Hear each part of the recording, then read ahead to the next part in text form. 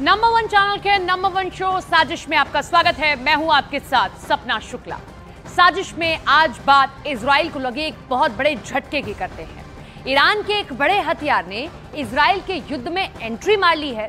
Netanyahu को इस हथियार के बारे में जब से पता चला है, उनकी नहीं पूरे इजरायली सेना की नींद उड़ गई है।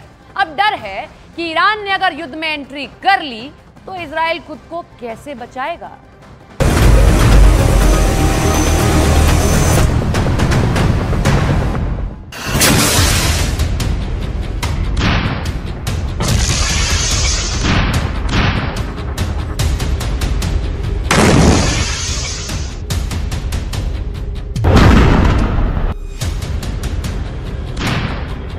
इजराइल को एक नहीं, दो नहीं, तीन नहीं, 10-20 नहीं, 100-200 नहीं, बल्कि 358 मौत देना चाहता है ईरान। इजराइल के सामने इतने दुश्मन खड़े हो गए हैं कि उसे 358 मौत देना चाहते हैं। इजराइल ने गाजा पर जितने बम गिराए हैं उसका बदला 358 मौत से लेना चाहते हैं।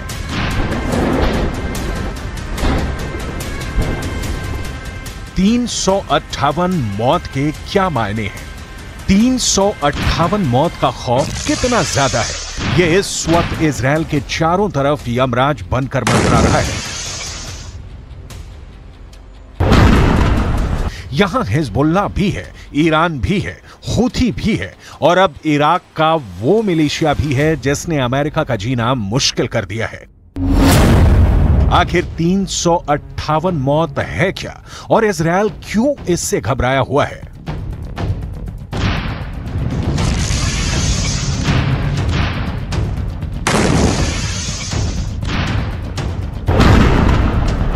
क्योंकि ये एक ऐसा हथियार है जो ईरान से निकलकर अब हिजबुल्लाह के पास पहुंच गया है। हूथी इसे लगातार फायर कर रहा है। 358 मौत की मिस्ट्री अब खुलकर सामने आ गई है। इसी मिसाइल से या कहें ड्रोन से हिजबुल्लाह ने इजराइल के बहुत बड़े सीक्रेट एजेंट को मार गिराया है। हिजबुल्लाह के महासचिव हसन नसरल्लाह ने कहा था कि वो इजराइल के खिलाफ उनका हर विकल्प तैयार है और इसी का हिस्सा है 358 मौत। ये है जमीन से आसमानी टारगेट्स को खत्म करने वाली 358 मिसाइल और ये बांट रही हैं 358 मौत। हिजबुल्लाह ने इसी मंडराने वाली मिसाइल से इजराइल के बहुत ही खास ड्रोन हरमेस को मार गिराया। हरमेस 450 इजराइल का बहुत ही भरोसेमंद ड्रोन है जिससे एंटी टैंक मिसाइल फायर की जाती है।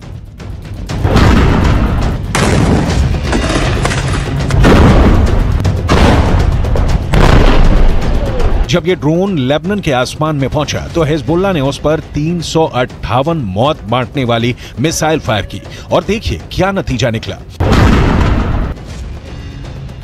यह ईरान का वो हरफन मौला हथियार है जिसे ड्रोन भी कहा जाता है। यह ईरान की मिसाइल भी है जो ईरान की ड्रोन टेक्नोलॉजी को मौत बरसाने वाली सबसे नई तकनीक साबित कर रही है। ईरान से निकली 358 मौत इजराइल के खुफिया मिशन को धुआं धुआं कर रही है। यह मिसाइल भी है और ड्रोन भी। यह कैसे अपने टारगेट को खत्म करती है, इसकी तकनीक की बहुत बारीक बातें समझ लीजिए। 358 नाम की यह मिसाइल एक ड्रोन की तरह काम करती है जो फायर करने के बाद आसमान में 8 नंबर के आकार की तरह गश्त लगाती रहती है और जैसे ही टारगेट इसकी जद में आता है यह उससे जाकर टकरा जाती है। 358 मिसाइल में आगे की तरफ लगा इंफ्रारेड सेंसर इसे टारगेट की भनक देता है और फिर यह अपने निशाने की तरफ बढ़ जाती है। यह एक ड्रोन से तेज रफ्तार से चलती है जबकि एक मिसाइल के मुकाबले में इसकी स्पीड कम होती है।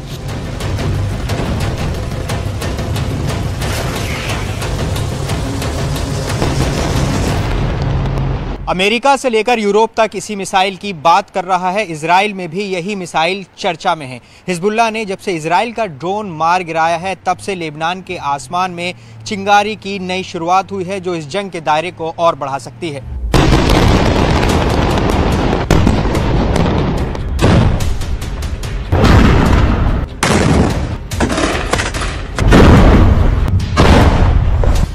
इस बीच ईरान से एक नई तस्वीर वायरल हो रही है। यह है ईरान के सुप्रीम लीडर अली खामनेई की। जो ईरान के गाजा नाम के ड्रोन को देखने पहुंचे। इस ड्रोन को ईरान का सबसे पावरफुल लीडर क्यों देख रहा है, इस वक्त पूरी दुनिया में इसके मतलब निकाले जा रहे हैं।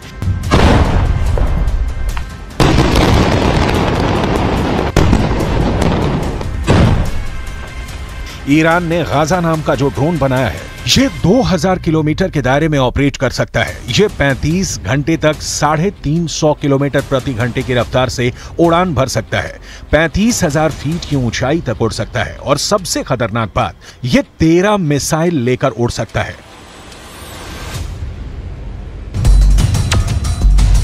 ठीक ऐसे ही अपने हथियार ईरान ने रूस को भी दिखाए थे।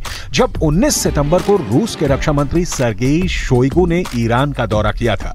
यह दौरा बहुत सीक्रेट रखा गया। हालांकि जो तस्वीरें सामने आई उसमें यह साफ हो गया कि सर्गेई शोइगु ईरान की खास मिसाइल देखने तेहरान आए। ईरान ने उनके सामने अपने एक एक हथियार की डिटेल रखी। इसमें ड्रोन भी थे और बैलिस्टिक मिसाइल भी, ठीक वैसे ही हथियार जो रूस को यूक्रेन में लड़ने के लिए चाहिए। ईरान के एरोस्पेस फोर्स के commander brigadier general Amir Ali Hajizadeh साथ थे और वो बता रहे थे कि रूस को क्या लेना चाहिए, किस हथियार से उनकी जरूरत पूरी हो सकती है। तब शोइगु ने 358 नाम के इस मिसाइल में बहुत दिलचस्पी दिखाई और ईरान के अफसरों ने भी बताया कि इस हथियार से वो यूक्रेन के ड्रोन और क्रूज मिसाइल को खत्म कर सकते हैं। Нацелены на реализацию всего комплекса запланированных мероприятий, несмотря на противодействие со стороны Соединенных Штатов Америки и Западных Союзов. ऐसा हथियार जिसमें पुतिन को भी दिलचस्पी है, वो बहुत बड़ा कहर बरपा सकता है, इसमें कोई शक नहीं। 358 की रेंज अब ईरान से लेकर यूक्रेन और यूक्रेन से लेकर इजराइल तक हो गई है। यह बात साफ है कि 358 मौत वाकई इजराइल में मौत बांटने के लिए तैयार की गई है। जब से ईरान की मिसाइल का खतरा बढ़ा है, तब से इजराइल की ड्रोन एक्टिविटी कम हो गई है। जाहिर है कि नेतन्याहू अब ये जानते हैं कि अगर हिजबुल्लाह को रोकना है तो सिर्फ ड्रोन से काम नहीं चलेगा, क्योंकि लेबनान के आसमान में 358 वाली मौत मंडरा रही है।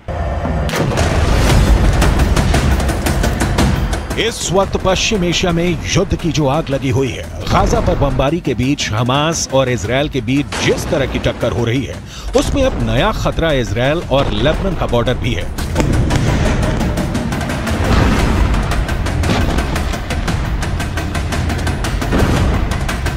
यहां भड़के शोले अब युद्ध की इस आग को 10 गुना भड़का सकते हैं और अब दुनिया में सिर्फ 4 लोग इसे कंट्रोल कर सकते हैं। पहले हैं इजराइल के प्रधानमंत्री बेंजामिन नेतन्याहू, दूसरे हैं ईरान के राष्ट्रपति इब्राहिम रईसी, तीसरे हैं अमेरिका के राष्ट्रपति जो बाइडेन और चौथे हैं यूरोप से लेकर अमेरिका तक सबको हिला देने वाले रूस के राष्ट्रपति व्लादिमीर पुतिन। אנחנו ננצח. אנחנו לא נעצור עד לניצחון. אני עומד בקשר רצוף עם נשיא ארצות הברית ג'ו ביידן.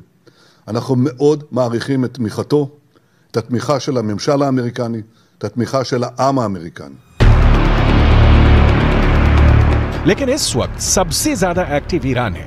ईरान ने हिजबुल्लाह और यमन के हूथी विद्रोहियों तक इतने हथियार पहुंचा दिए हैं कि अगर इजराइल ने गाजा पर बमबारी नहीं रोकी तो हिजबुल्लाह और हूथी दोनों इजराइल पर बम बनकर फट सकते हैं। ये बात नेतन्याहू भी जानते हैं।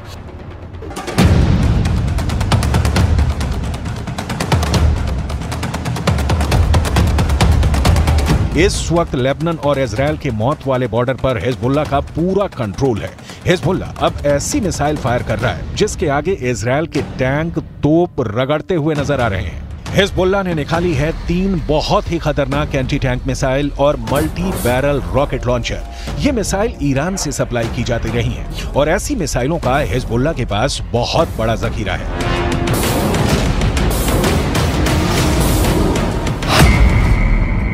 हिजबुल्लाह 3 तरह की एंटी टैंक गाइडेड मिसाइल इस्तेमाल कर रहा है। ये है कॉर्नेट, इसकी रेंज 5 किलोमीटर तक है।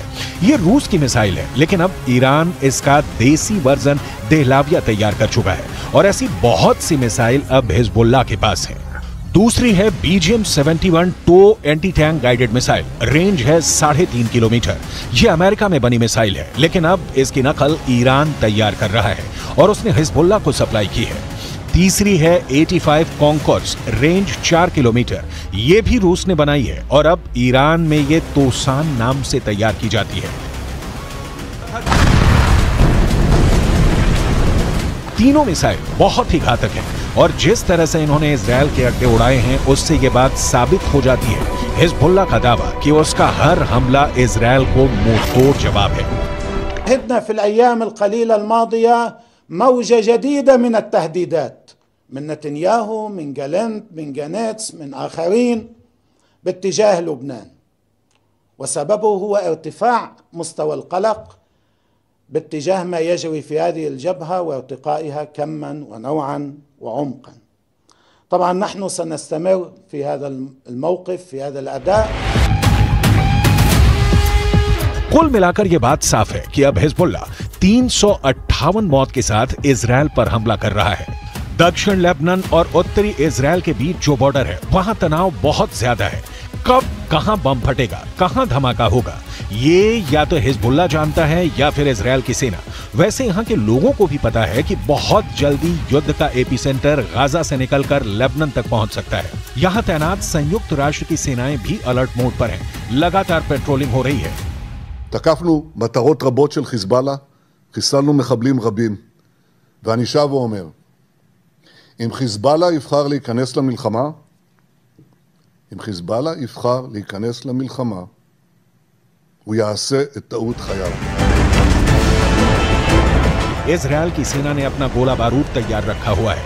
तोपों से जो गोले फायर किए जाएंगे वो पहले से ही रेडी मोड में रखे गए हैं। इजरायल की रिजर्व फोर्स भी आसपास के इलाकों में तैनात है। हालात 2006 के बाद जैसे बनते हुए नजर आ रहे हैं और अब हिजबुल्लाह के हमलों के बाद सबकी नजर ईरान पर है।